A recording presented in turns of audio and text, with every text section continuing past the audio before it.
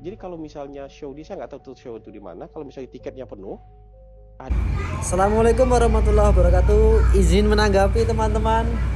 Komenku ramai banget di stit ini. yang yang debat ya. Ada yang bilang fokus jualan bakso aja mas. Gih, jualan bakso kita teman-teman. Jualan bakso aja mas, jangan mainan TikTok. Pak, kita tuh jualan bakso sambil mainan TikTok tuh biar naik engagementnya loh. Jadi bakso itu ngaruh nah engagement pak. Makanya kita ya rajin-rajin bikin konten juga gitu. Baik, pertama saya menanggapi tentang fenomena ini ya. Fenomena menstrea, saya sendiri belum nonton fullnya. Kalau ditarik panjang teman-teman, ya sebenarnya jangan dimakan mentah-mentah karena komenku sendiri tuh beropini mas. Coba fokusnya emang iki ngono loh, sih dibahas. Coba wae kok iso sih berpendapat eh, orang mau spending duit buat hiburan berarti ekonomi baik itu yang harus dibantah gitu. Aku memberikan maksudku nggak melebar ke selera humor nggak. Yang kedua, siapa sih yang nggak ngefans Bang Panji? Aku nggak ngefans Bang Panji tapi aku suka dengan beliau gitu. Beliau memang walaupun kayak gitu aku ya beliau itu tetap memberikan insight bagus gitu. Aku memang bukan fansnya ya tapi aku tahu kok punchline yang cocokan tahu. Aku kalangan manusia miskin yang nontonnya yang free aja. Mesake bangsaku, Bhinneka Tunggal Tawa, terus apa lagi ya? Merdeka dalam bercanda, yang terakhir kemarin Mensre atau apapun. Ya aku memang sih nontonnya cuma video gratisan di YouTube, gratisan ya balik lagi. Tapi full aku nonton dari kasus zaman kucing. Bang Panji juga memberikan insight kok kepada bakul bakso. Contohnya, kenapa sih Bang Panji memperbolehkan narkoba? Ada insightnya.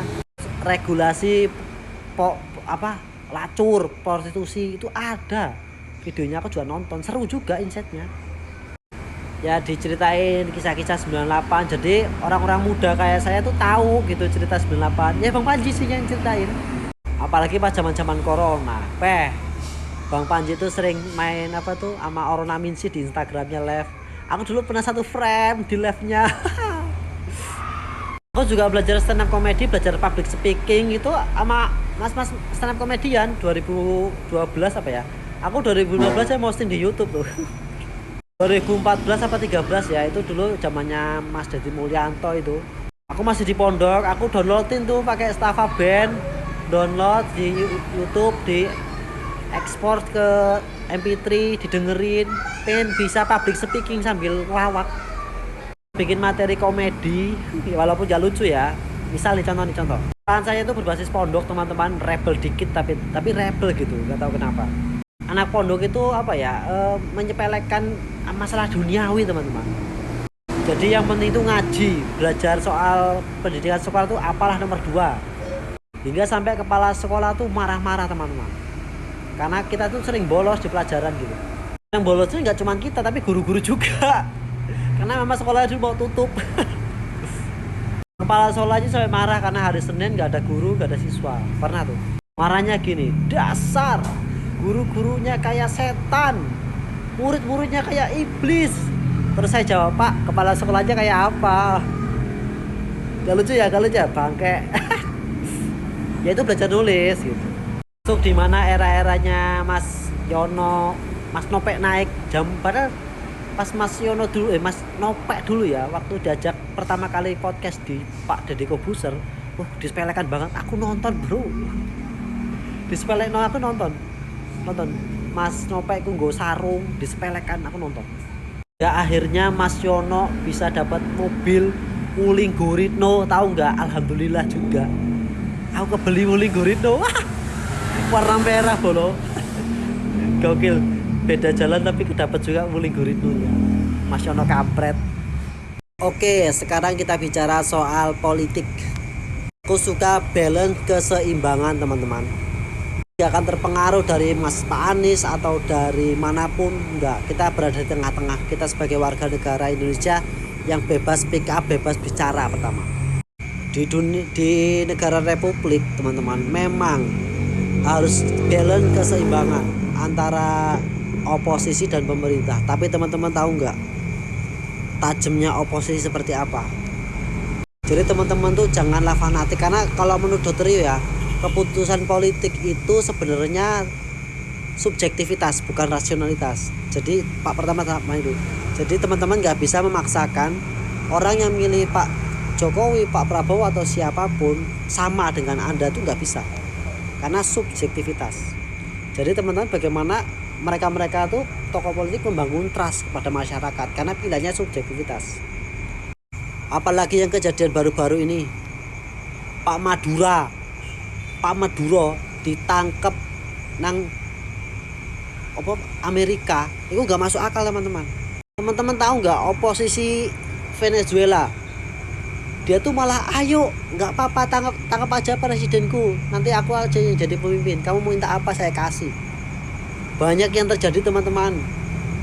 Tidak semua oposisi itu benar, tidak semua kritikan itu benar, karena ada oposisi yang PA. Cari keseimbangannya teman-teman. Oh benar, pas rombongannya Mas Panji itu benar, emang benar, tapi jangan berlebihan, karena memang ada balance tengah-tengah itu loh. Kalau farmingnya oposisi kan emang Indonesia gelap ini gini, iya emang bener gelap, tapi jangan kelabasan teman-teman. Kalau trust masyarakat udah nggak percaya sama pemerintah, orang asing masuk teman-teman. Jadi ngambil keseimbangannya, aku tetap nonton untuk mengambil informasi keseimbangannya ya aku tetap nonton kayak rombongannya Malaka Project, Mas Ferry Irwandi nonton, rombongannya Pak Anies dan tim-timnya nonton. Yang nggak nonton aku rombongan PDI karena udah tua udah usang. Tapi aku juga nonton Pak Benix yang memberikan insight juga buat teman-teman, buat warga Indonesia. Pak Benix harus ditonton, jangan cuma Bang Panji yang ditonton. Ternyata oposisi tidak hanya bisa menolong tapi juga bisa menjerumuskan. Contohnya Venezuela sudah jelas. Kayak siapa sih wedok aku lupa jenenge lah. Pokoknya oposisi cewek siapa kayak wong wedok kayak emak kayak aduh parah banget ya Venezuela. Terus Iran itu dikudeta presidennya. Siapa itu yang orang siapa kayak lah. Pokoknya pemimpin Iran dikudeta juga tuh, sekarang tuh lagi rame. Gantiin siapa ya, boneka AS. Jadi buat teman-teman jangan terlalu mau overthinking ya boleh, tapi jangan berlebihan. Juga jangan terlalu positif karena pemerintah Prabowo. Pemerintah tetap harus dikritik dan aku juga gak masuk akal. Aku tinggal di Lampung teman-teman. Ya intinya itu sih, menurutku harus balance teman-teman ya, mengambil informasi. Banyak loh media-media yang disponsori orang luar negeri buat jatuhin pemerintah itu banyak. Jadi ya seimbang aja, kalau pemerintah melakukan hal baik ya diapresiasi, kalau hal buruk ya dikritisi gitu aja. Aku bukan timnya Prabowo, aku juga nggak nyoblos waktu kuwi. Nggak nyoblos karena males, pilihannya itu aja, nggak ada yang lain. Tapi agak mending Prabowo sih daripada Pak Anies. Boleh dong aku bilang kayak gitu, subjektivitas teman-teman. Pas Panji juga gitu, subjektivitas. Nggak anti Bang Panji lah, tapi pemerintah tetap harus dikritik. Bang Panji nggak benci kok pemerintah. Bang Panji itu mengkritik pemerintah, aku percaya itu. Tapi tim-timnya Pak Anies ini memang si barbar, si seolah-olah dia tuh paling intelektual karena berada di lingkungan pendidikan. Makanya yang nggak berpendidikan, nggak punya otak, nggak bisa update kalau ChatGPT, nggak bisa lihat channel YouTube yang bagus-bagus kayak Pak Benik. Emang nggak bisa? Kan bisa, kan akses murah sekarang, free wifi di mana-mana.